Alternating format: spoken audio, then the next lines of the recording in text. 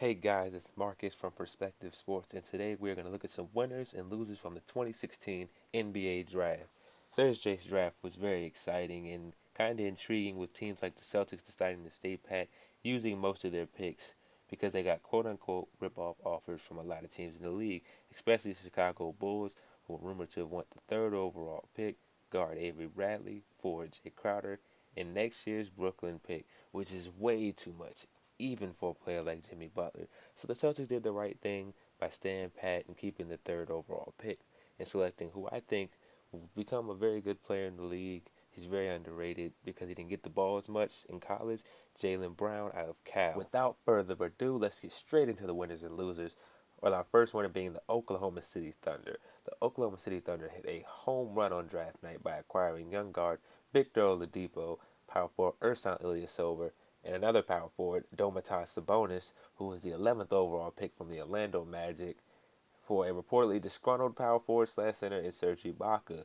The Thunder really improved their roster by making this trade, not only because they may have found the answer at shooting guard in Victor Oladipo, who has a ton of potential and put up a decent stat line, actually pretty good if you ask me, averages 16 points per game, 5 rebounds, along with 4 assists.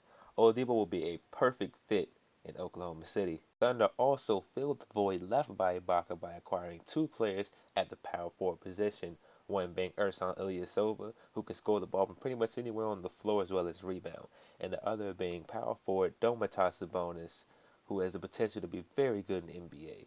Sabonis is a very talented player in all aspects of the game. He's a very good rebounder on both the offensive and defensive side of the ball. He plays solid defense, is a complete beast in the paint, scoring in the low post off hooks, runners, up and unders. He also has a very nice mid-range shot.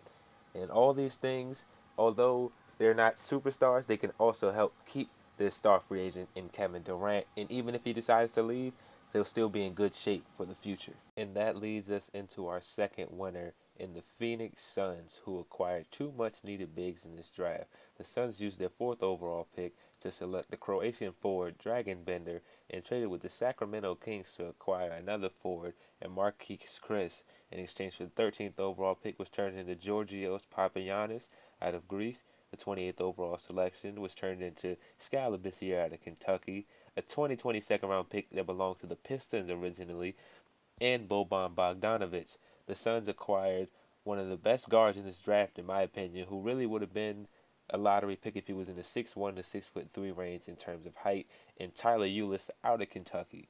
The Suns also filled their most needed position, which got them better and made them a winner in this year's draft.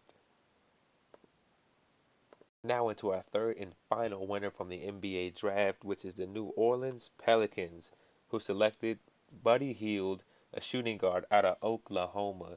Hield is a sharpshooter, not only proven by the way he scored in college, but also in his workout with the Boston Celtics, where he knocked down 85 out of 100 threes.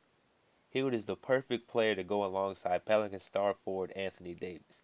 A Hield Davis pick and roll can be very efficient due to the fact that Davis dominates the paint and also has a very nice mid-range jumper, and Hield's ability to pass as well as knock down the shots. The Pelicans also acquired another power forward in Shek Diallo from the Clippers in exchange for David Michinu, excuse me if I mispronounced his name, out of France, and center Diamond Stone out of Maryland. Diallo is a big question mark due to his limited playing time at Kansas, but has the potential to be a very efficient role player at the next level in the NBA. And now for our first loser, the Sacramento Kings.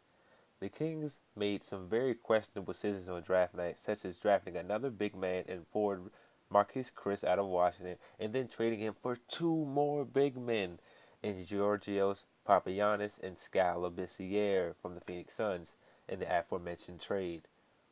This questionable move completely ignored their need for a guard, especially point guard, with Rajon Rondo expected to leave in free agency and Darren Collison, their backup point guard, facing domestic violence charges. In the midst of all this, the star player and the best center in the league, DeMarcus Cousins, who has been upset with the organization for a while now and has had multiple coaches fired in attempts to please him by the Sacramento Kings, tweeted this: "Lord, give me strength," thus showing his dissatisfaction with the Kings organization yet again. The Kings didn't completely ignore their need for a guard, albeit by trading a guard for a younger guard.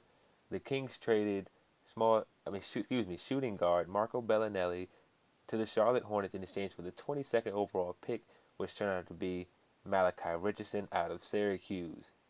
The Kings have put themselves into a worse position by now having 8 power forwards/centers on their roster. Now on to our second loser in the Orlando Magic, who made a shocking decision on draft day by trading their star guard Victor Oladipo along with their 11th overall pick Domantas Sabonis and power forward Ersan Ilyasova to the Oklahoma City Thunder in exchange for Serge Ibaka, as previously mentioned. This move left a lot of Magic and NBA fans scratching their head, since we already thought the Orlando Magic had their power forward of the future in Aaron Gordon, along with a solid center in Nikola Vucevic. I don't really see Aaron Gordon being able to play the small forward position efficiently, although he may have to, assuming they fit all three of them into the starting lineup. The Magic, in the process of log jamming their power forwards and centers, they also gave up one of the brightest shooting guards in the league, although they do have Evan Fournier and Mario Hezonja, who can play the two, and Hezonja, who can also help fill in the void. But overall, they gave a very young, talented, and bright player in Oladipo, and that makes them losers. And now on to our third and final loser in the Milwaukee Bucks, simply because they took a player with the 10th overall pick that they could have found in the second round in Thon Maker, and a player that has a lot of questions surrounding him, simply because scouts don't even know his age. He says he's 19, but there's rumors he could be upwards of 22 and 23 years old. Although the Bucks reached significantly for Thon Maker, they did get a good pick in shooting guard Malcolm Brogdon out of Virginia, which helps them out, but at the end of the day, they are still losers in this NBA's draft. And that does it for winners and losers. If you did enjoy the video, please like and subscribe. Also follow us on Twitter at Perspective Sports, and also log on to our website /blog at perspectivesports.sportsblogs.com. Please leave any suggestions you would like us to talk about in the future on this channel below. Thank you for watching.